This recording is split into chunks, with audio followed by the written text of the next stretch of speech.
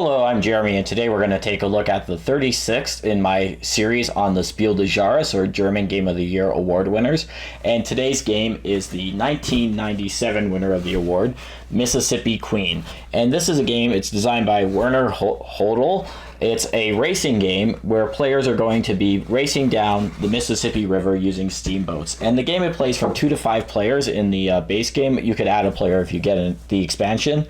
And essentially, it's a racing game with relatively minimal amount of luck, insofar as you are going to not be rolling a die to move, but rather regulating your ship's speed over a number of turns and hoping that you're able to navigate what is a very twisty and obstacle-filled race.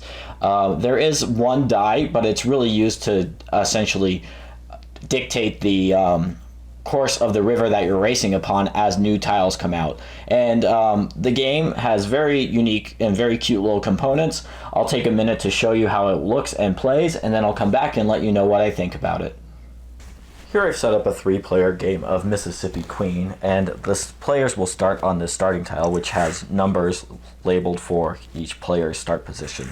So in a 3-player game, they'll take those positions. And then the player in the center will begin, and each player is going to control one of these ships as they cruise down the river, and each ship has these 2 wheels in it, and these are going to be very important. The one on the left is going to control your speed, and that's going to start at 1, and that's going to determine how many movement points you have to spend each round. And then the second is going to be your supply of coal, and that is going to be the way that you're going to be able to either rapidly accelerate or brake your boat, or to turn more than one hex direction in the course of a turn. So if you ever run out of coal, you'll also be removed from the game. So the way the game works is very simple. On your turn, all you're going to do is determine whether or not you want to change speed, and then change direction, and then move. So for example, this boat, it starts at a speed of 2, or a speed of 1 rather, and let's say the player chooses to move up to 2. Now they'll be able to move either before or after their movement. If they want, you know, they can point to this direction, they were already pointing, or to that direction for free. If they wanted to turn further, then 60 degrees in either direction, they would have to spend coal to do that. So they probably would not, so they would just go forward 2 spaces, and that would end their turn. Now you would just go on to the next player.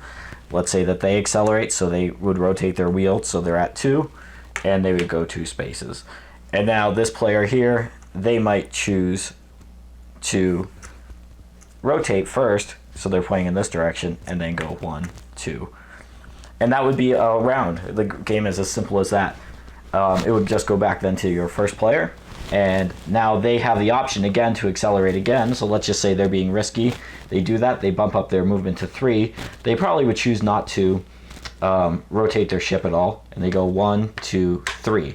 And now that they've moved on to the most recently placed tile, a new tile is going to come out. And there's a set of 12 tiles, and that will represent the Mississippi River.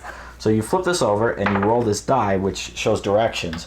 And this indicates which one of these 3 segments of the river tile you're going to attach this to. So we've got a left, so the river would now go off this way. And essentially there's a random element in that effect, but most of the time you're going to be able to control how you move, as opposed to rolling a die. So this player here, now they might go up to 3, and they would go 1, 2, 3, and now they might choose to rotate at the end of their movement. Whereas this player, they probably would want to go, they're still at 2, so they might want to just take a 2 and then rotate. So you can see that you're always going to be trying to avoid crashing into these islands and going off the edge of the board with your movement points. And because of that, you cannot accelerate too much. So now on this player's next turn, because of that, they might choose to go down to 2, which is free. Again, going up or down 1 space on this movement would enable you to, or something that you could do for free. So 1, 2, and they're pointing this direction now, and they really need to move twice in that direction, which will cost them 1 coal.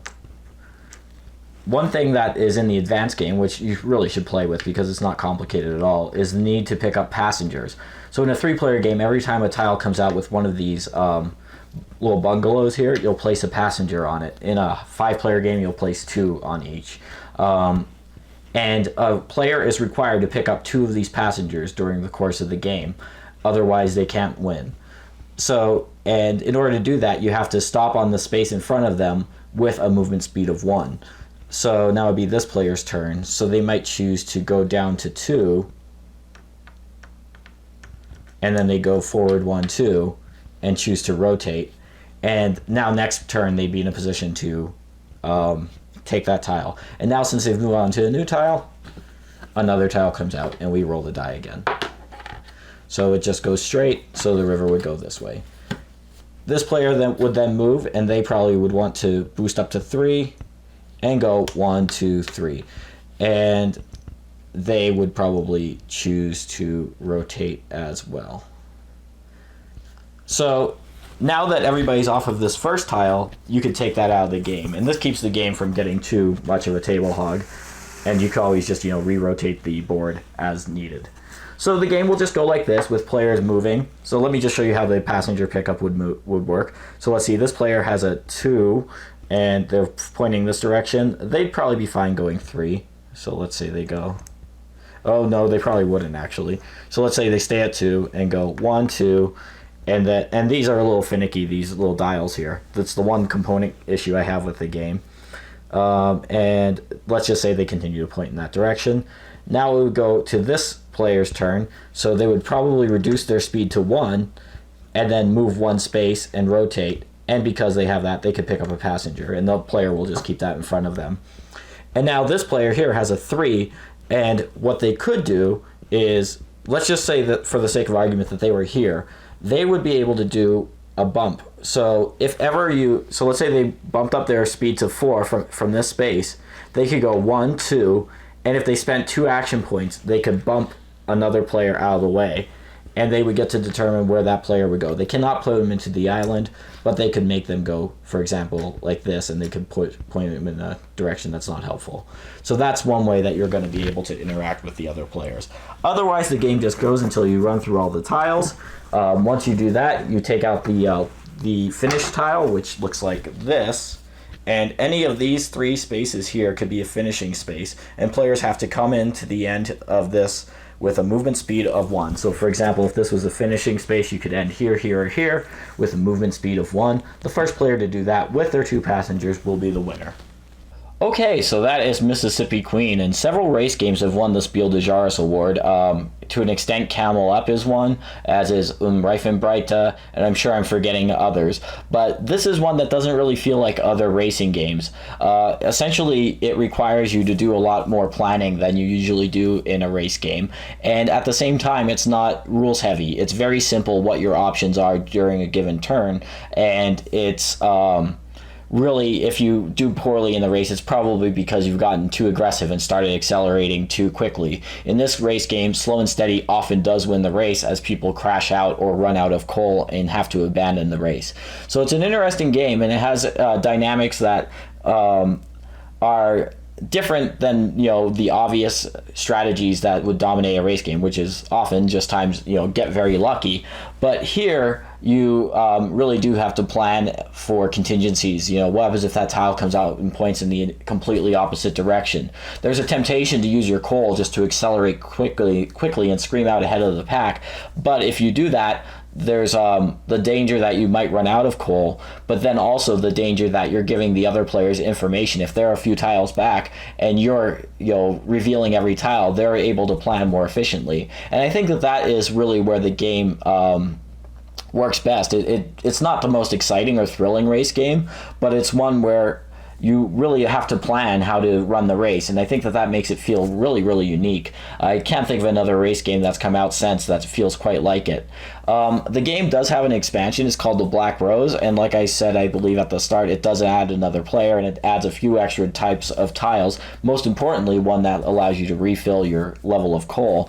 So that's great, and some players prefer to play with it. Others prefer the simplicity of the base game. And like I said at the start, this runs in about 30 to 40 minutes. It's very simple, but still requires a certain amount of strategy, especially if you play with the rule that you have to pick up those 2 passengers, which I would say is all but required. Only maybe to learn the movement rules would you want to play that basic game, and you'd never go back to it.